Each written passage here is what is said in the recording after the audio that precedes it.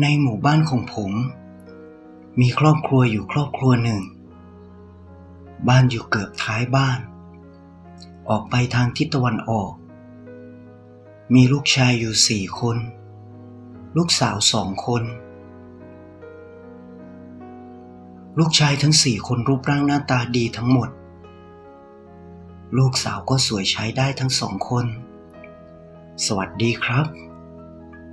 วันนี้ผมมีเรื่องแปลกและหลอนมาเล่าให้ฟังครับช่องไทยสารแนของผมเป็นช่องเล็กๆยังต้องขอความกรุณาให้ทุกท่านช่วยกดติดตามกดไลค์กดแชร์ให้ขอบคุณเป็นอย่างสูงนะครับด้วยความที่ลูกชายของบ้านนี้รูปร่างหน้าตาดีหล่อเหลาจึงทำให้เกิดเรื่องที่ไม่คาดฝันขึ้นจนเป็นเรื่องเศร้าของครอบครัวนี้มาจนทุกวันนี้เลยครับลูกชายทั้ง4ของครอบครัวนี้คนแรกชื่อ1คนรองชื่อนนท์คนที่3ชื่อเนและคนที่4ชื่อนาครับส่วนลูกสาว2 คนชื่อดาวและเดือนผู้เป็นพี่ชายมีสาวๆมาติดพันอยากจะสมัครรักใคร่มากมายแต่ถ้าไม่ชอบใครก็จะบอกไม่ชอบแบบตรงๆไม่คิดอะไรมากแต่สาวๆที่อกหักก็จะทำใจแล้วก็หาคนใหม่แต่มีผู้หญิงคนหนึ่งเธอชื่อการเมื่อเธอถูกปฏิเสธเธอเศร้าแบบไม่ยอมกินข้าวกินปลาไม่พูดจากับใครและในวันที่3ก็เกิดเรื่องขึ้นเธอตัดสินใจผูกคอตายตรงสวนหลังบ้านของเธอสร้างความเศร้าใจให้กับพ่อแม่และน้องๆทั้ง3 คนของเธอเป็นอย่างมากครับและพ่อแม่ของฝ่ายสาวก็โทษว่าเป็นเพราะแต่จริงๆแล้วก็ไม่ได้ผิดอะไรนะครับแค่ไม่รับรักและไม่เคยล่วงเกินหรือให้ความหวังกับการเลยแม้แต่นิดเดียวแต่พ่อแม่ของฝ่ายหญิงเหมือนเจ็บแค้นในใจพวกเขาได้ทำอะไรบางอย่างแต่ไม่มีใครรู้จู่ๆก็เปลี่ยนจากคนร่าเริงเป็นซึมเศร้าและเริ่มป่วยพาไปรักษายังไงอาการก็ไม่ดีขึ้นเลยครับจนคืนพ่อกับแม่และน้องๆเห็นกำลังจะผูกคอตายในขื่อบ้านของตัวเองสมัยก่อนบ้านจะยังไม่มีเพดานนะครับดังนั้นบ้านแต่ละหลังจึงมีแต่หลังคาและมองเห็นขื่อคาและสามารถปีนขึ้นไปนั่งบนขื่อคานั้นได้ครับทุกคนพยายามช่วยลงมาได้สำเร็จและถามว่าเป็นอะไรแต่ก็ได้แต่นิ่งซึมเศร้าไม่ตอบสร้างความกลุ้มอกกลุ้มใจให้กับพ่อแม่และคนในครอบครัวเป็นอย่างมากเลยครับเมื่อให้เข้านอนแล้วทุกคนก็มานั่งคุยกันเฝ้าไม่ให้คลาดสายตากลัวจะหนีไปผูกคอตายอีกเพื่อนบ้านใกล้เคียงอีก 5-6 คนมานั่งคุยกันเต็มชานบ้านไปหมดน้องๆทุกคนนั่งอยู่ข้างในกับเพื่อนๆอีก 4-5 คนแต่แล้วประมาณ4 ทุ่มน้องๆก็ร้องเอะอะโวยวายขึ้นมาว่าพี่หายไปจากที่นอนทุกคนวิ่งเข้าไปดูก็พบที่นอนว่างเปล่าแต่ทุกคนก็สงสัยว่าหายไปได้ยังไงเพราะประตูทางออกมีทางเดียวหน้าต่างก็เปิดไว้บานเดียวทางที่เพื่อนๆนั่งอยู่ถ้าลุกขึ้นมาทุกคนจะต้องเห็นแน่นอน พ่อแม่และน้องๆรวมถึงชาวบ้านช่วยกันออกตามหาหนึ่งรอบๆบริเวณและมีชาวบ้านใกล้เคียงมาช่วยหาเพิ่มอีกแต่หายังไงก็หาไม่เจอ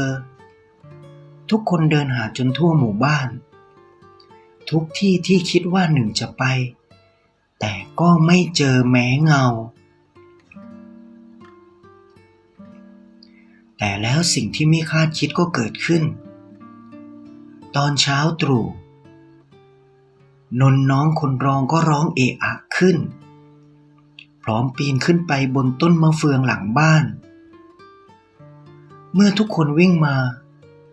ก็เห็นร่างของหนึ่งผูกคอตายอยู่ในกิ่งของต้นมะเฟืองที่ยื่นออกมาสูงจากพื้นประมาณ2 เมตรกว่าๆทุกคนรีบช่วยหนึ่งลงมาแต่สายไปแล้วเพราะหนึ่งได้สิ้นใจไปนานแล้วน่าจะตั้งแต่หายไปเมื่อคืนเหตุการณ์นี้สร้างความเสียใจให้กับพ่อแม่และน้องๆเป็นอย่างมากเมื่อทำพิธีศพของหนึ่งเสร็จโดยในหมู่บ้านจะใช้วิธีฝังและห้ามนำศพขึ้นไปบนบ้านให้นำไปไว้ในป่าช้าเลยเพราะชาวบ้านถือว่าตายผิดปกติแบบนี้ถ้าเอาขึ้นบ้านหรือเข้าบ้านจะทำให้คนในครอบครัวมีอันเป็นไปตามครับผ่านงานศพของหนึ่งไปประมาณ3 วันนนน้องคนรองก็มีอาการเหมือนพี่ชายอีกทุกคนเฝ้าดูและนนก็พยายามจะผูกคอตายในคืนหนึ่งที่ต้นมะเฟืองหลังบ้านต้นเดิมแต่บังเอิญชาวบ้าน2 คนที่ไปส่องกบเขียดในทุ่งนาผ่านมาเห็นเข้าเลยเข้าไปช่วยไว้ได้เรื่องนี้สร้างความกุ้มใจให้กับพ่อแม่และน้องๆเป็นอย่างมากแต่คราวนี้มีชาวบ้านมาแนะนำว่าให้นำลงไปหาหลวงพ่อที่วัดและให้หลวงพ่อช่วยไม่งั้นเหตุการณ์เดิมๆอาจเกิดซ้ำขึ้นอีกเมื่อพานนท์ไปหาหลวงพ่อจ้องมองนนท์อยู่ครู่หนึ่งก็พูดกับผู้เป็นพ่อและแม่ขึ้นว่าให้พ่อแม่และชาวบ้านกลับไปค้นบริเวณบ้านให้ทั่วว่ามีอะไรผิดปกติหรือเปล่ามีของอะไรที่ไม่ใช่ของคนในบ้านเข้ามาอยู่บริเวณบ้านหรือไม่ให้นนท์และน้องๆอยู่ที่วัดกับหลวงพ่อเมื่อเจอแล้วให้รีบเอามาให้หลวงพ่ออย่างเร็วพ่อแม่รวมทั้งชาวบ้านช่วยกันหาทั้งในบ้านนอกบ้านก็ไม่เจออะไรผิดปกติบริเวณรอบๆบ้านก็แทบจะรื้อหาก็ไม่พบแล้วเหมือนมีอะไรดลใจให้พ่อและแม่มองขึ้นไปตรงใต้ชานบ้านที่เป็นบันไดบ้านก็มองเห็นห่อผ้าสีขาวไม่ใหญ่มากพันหุ้มอะไรบางอย่างไว้แน่นเหน็บอยู่ตรงขื่อของชานบ้านผู้เป็นพ่อรีบยื้อมือขึ้นไปดึงลงมาแต่ยังไม่ได้แกะออกรีบชวนกันไปหาหลวงพ่อที่วัดอย่างรวดเร็วเมื่อมาถึงหลวงพ่อแกะออกปรากฏว่ามันเป็นเชือกป่านขนาดเท่าหัวแม่มือยาวประมาณวากว่ามีบ่วงอยู่ตรงปลายเชือกด้านหนึ่งปลายอีกด้านเหมือนเป็นรอยตัดให้ขาดหลวงพ่อบอกว่า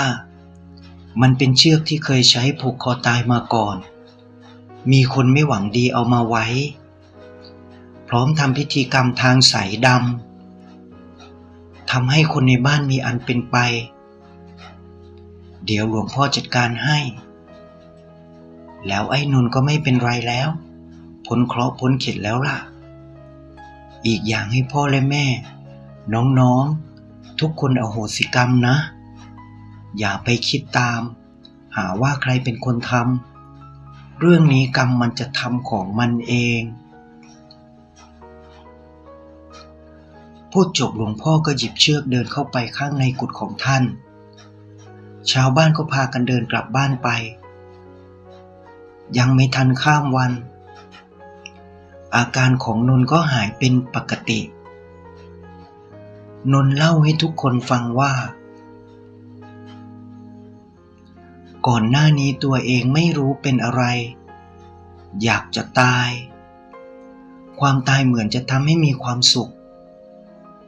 ทั้งที่ตัวเองก็ไม่ได้มีทุกข์ร้อนอะไร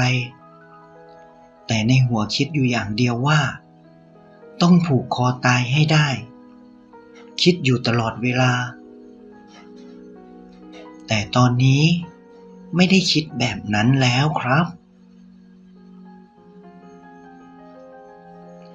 ผ่านไป 3-4 วันก็มีข่าวชาวบ้านโจดขานกันทั่วทั้งหมู่บ้านว่าบ้านของสาวการคนที่ผูกคอตายไปโดนไฟไหม้คนที่อยู่ในบ้านเจ็บหนักกันหลายคนแต่ไม่มีใครเสียชีวิตบ้านเหลือแต่ขี้เถ้าข้าวของมอดไหม้หมดไม่มีอะไรเหลือและครอบครัวนี้ก็ย้ายหนีออกไปจากหมู่บ้านที่พวกเขาเคยอยู่และไม่มีใครรู้ข่าวคราวพวกเขาอีกเลยครับทุกท่านคิดว่าเรื่องนี้เกี่ยวกับเชือกเส้นนี้ไหมครับคลิปหน้าผมจะนำเรื่องเล่าดีๆมาเล่าให้ฟังอีกนะครับถ้าชอบฝากกดติดตามช่องด้วยนะครับสำหรับวันนี้สวัสดีครับ